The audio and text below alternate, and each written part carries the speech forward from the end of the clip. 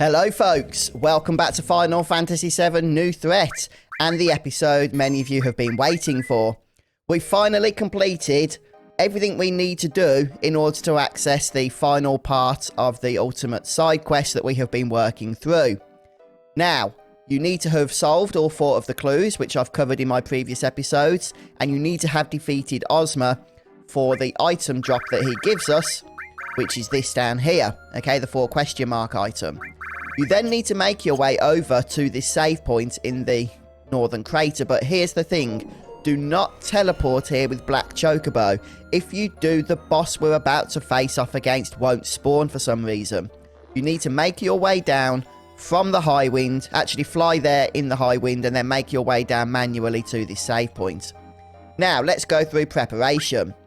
First of all, make sure you have some Gospel Spark items for Peerless, or have Ares Limit Break Great Gospel prepared if you have access to that.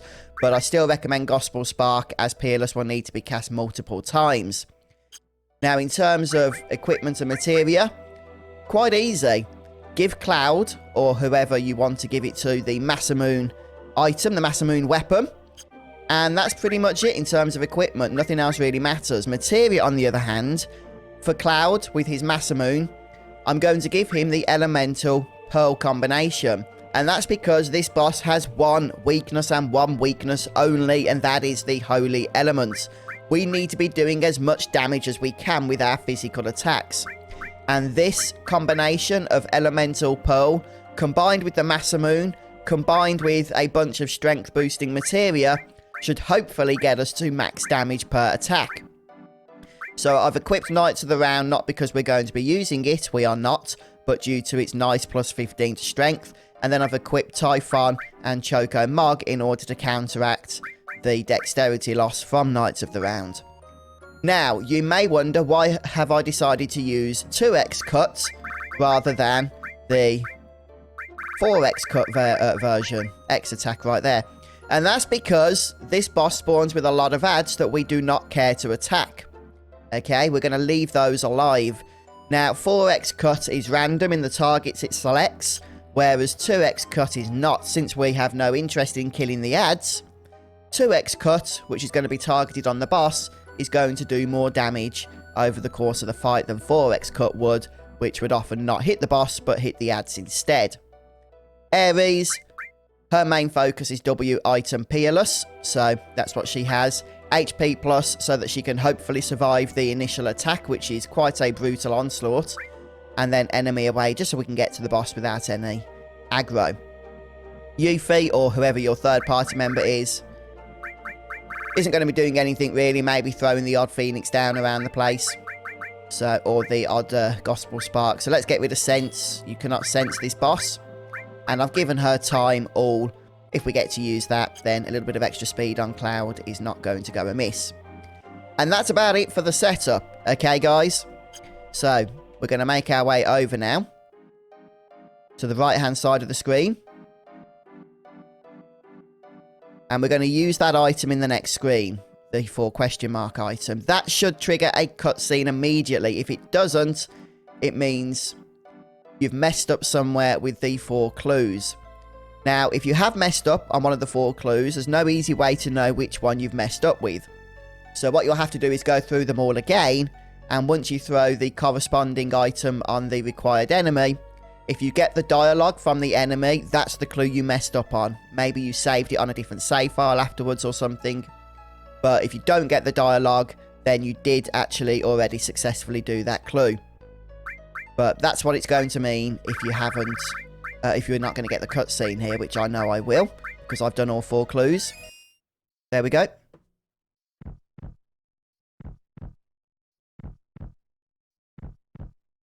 Now, this fight, without a good setup, is definitely one of the more challenging encounters in New Threat 2.0. So I'm just hoping we've got the right setup. I have sort of invented this myself, this particular materia setup, so hopefully it will do the trick. But with Peerless and with Masamune, I'm kind of hoping that's going to see us through this encounter.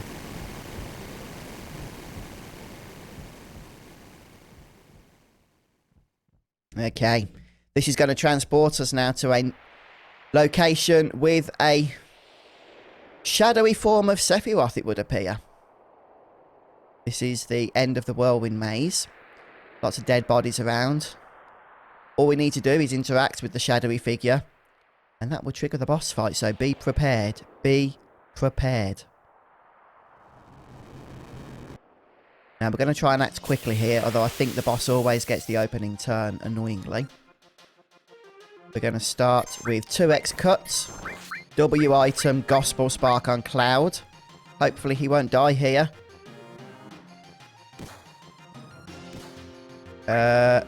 So far that's not going well. So we're going to have to open with a Phoenix down instead. Yeah, if we can get Cloud alive and get some peerless action going, then we should be able to salvage this particular encounter. So we'll Phoenix down Cloud. We need to get Gospel Spark active on him. Otherwise, he's just going to get destroyed constantly. And are we getting a Shadow Flare already? Yep. He knows Cloud's the danger one, doesn't he? So that's okay, though. All we need to do now with Ares is W item Phoenix down, followed by Gospel Spark. And then I think Yuffie can Mega Elixir. You will be casting Peerless multiple times. This boss also has a nasty tendency, I will say, of casting Dispel, I believe it is. Which will, of course, remove Peerless. And it will run out after a few turns anyway. Right, we need to get haste going now.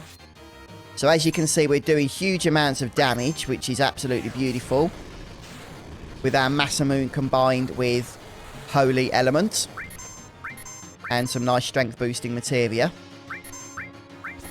Oh, I've also given Cloud counter-attack. I'm sure you guys saw that. And cover. So cover, of course, won't always activate. But when it does, it should hopefully induce a counter-attack for some extra damage. Yeah, this boss is level 130. Can't be sensed, but I can tell you it's level 130.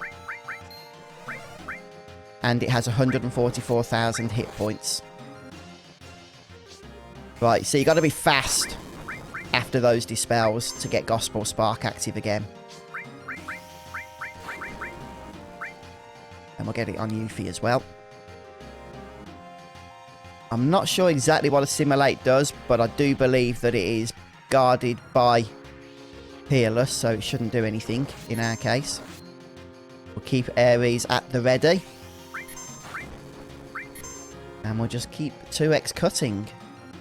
So, yeah, it looks like we've got ourselves in a pretty nice position now after that rough start. Oh, we didn't get a counter for that, or did we?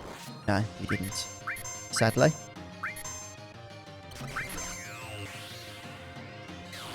Mind Blast, some nasty abilities. Nasty sounding abilities anyway, I'll tell you that from this fight. It's like a redrawn version of one of Hojo's forms, isn't it, this boss? With some of the claws, of course, from Ruby Weapon. Yeah, but those claws, we don't want to touch them. Okay, they have, I believe, millions of hit points, and we don't need to kill them. Right, there's Dispel, so let's get ready with our Gospel Spark again. Oh, we did it, we did it. Well, the claws can attack, so... yeah, we just need to wait, I believe I read. Oh, no, there we go. I thought the claws were going to attack, but... that's it. Alright then, guys. Well, that's it. That fight was a lot easier than I anticipated. Goes to show, doesn't it, what a good setup will get you. Yeah, I hope that setup helps you, folks. I really do. Okay, so, what do we get? First of all, we get 0 experience and 0 AP, and 0 gil. And a crashed game. Lovely. Well, this is interesting, guys. Look, I completed the boss again, alright? And I didn't crash this time. But what happened was that there was no actual serious reward. Once I'd finished at the reward screen, where you get no experience, no AP, and no gil, the game automatically skipped to the point where you've defeated Sephiroth, so it automatically skipped to the ending of the game, okay? And the ending just played out exactly as it always does, beginning with Cloud giving a little bit of dialogue about how the party have done all that they've done, and it's up to the planet now, and culminating with Red 13 running with his, presuming, you know, that's his children, his offspring, looking at the ruins of Midgar, and then the game quitting back to Windows. There was nothing new there. So, yeah, I'm confused. Is there no reward at all for that boss fight?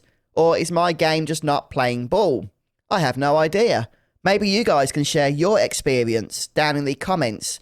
Once you defeat the Calamity, what happens for you? Is my game bugged? Or is it intended that there is no reward for it? I'm not sure, but I'd be interested in hearing your thoughts about that and your own experiences, as I say. But before I love you guys and leave you, I do want to give a massive shout out once again to Sega Chief, the author of New Threat 2.0.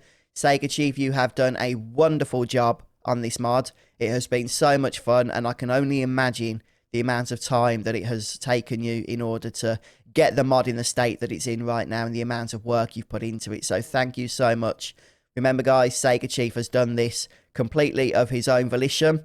The mod is completely free and available to anybody that owns the game. So if you haven't played it, I would encourage that you do. It really, really freshens up the original Final Fantasy VII, especially for those of us who have played through that original so many times. I've had so much fun with New Threat 2.0, and I'm definitely looking forward to playing it again next time, more than likely Game Type B.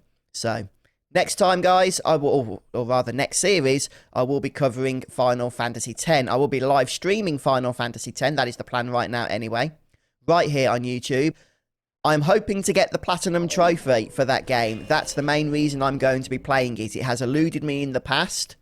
I'm surely going to be getting it this time, though. I'm going to be putting a lot of work into that, so hopefully you guys will enjoy the playthrough.